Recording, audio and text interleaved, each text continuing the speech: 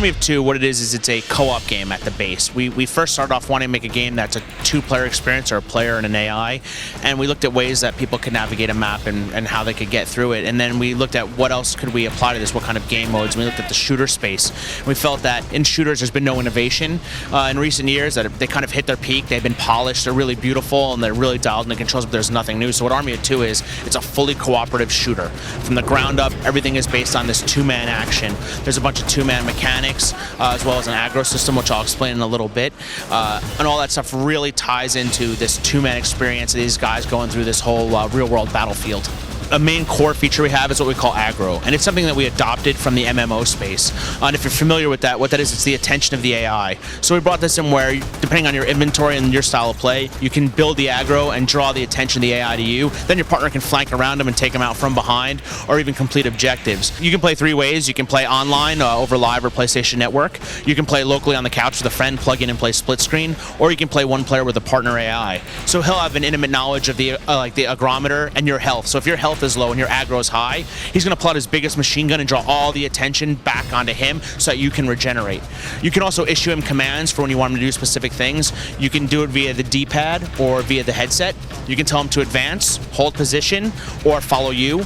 And you can also alter those modes by telling him whether he should be building aggro in those modes or reducing it. You'll find riot shields scattered throughout the map. You can also kind of make them on the fly by prying off a corridor or shooting it off. One guy will pick it up and he can get behind it and use it on his own to shield him from the front, like if he has to run down a corridor, but he has no offensive capabilities. So what he needs is his partner to line up behind him and sort of form a makeshift tank. We also have stuff like a co-op parachute, where one guy will be driving the parachute, the other's strapped to the front and gunning, and the accuracy of the gunner is dependent on the parachute. So if you can imagine, on the ground there's like 5 guys with RPGs firing missiles up. The guy who's driving the parachute has to dodge, the other guy has to shoot the guys, but every time that guy moves, his accuracy goes to crap. So you really need to communicate to say, hey, move, now stop, let me fire. Especially with a sniper rifle, your scope's going to go all over the place.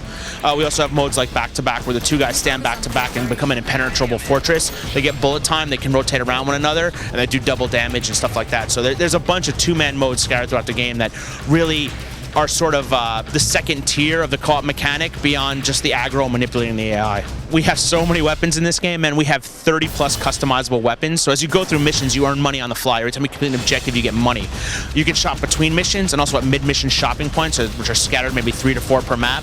So at that point, you can go in, you can buy any of these 30 plus customizable weapons, or you can upgrade them, and there's about 10 to 15 upgrades per weapon, and that's a persistent inventory. So if you buy a gun, you customize it, you keep it. You can go back in your inventory at those mid-mission shopping points and pull something out of your bank of weapons, or kind of keep what you have currently, or even buy something new or upgrade what you have.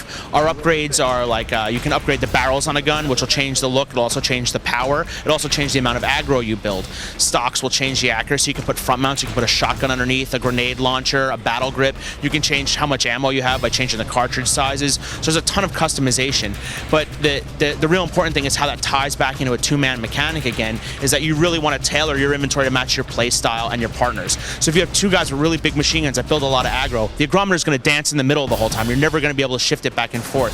So if I take the heavy machine gun and I say, you know what, take the G36, throw a suppressor on it, we can actually both fire at the same time, though you'll do a little less damage, and still the aggro will shift my way. I think my favorite thing is that we're really finally doing something new. We're really forcing people to communicate. In every mode, you need to be talking to someone else and really know what you're doing, and it's a direct tie between the two characters. Army of Two, developed by EA Montreal, will be on Xbox 360 and PlayStation 3 this November 13th. So go ahead and buy it, and buy an extra copy for your friend and play online, man. It's rad.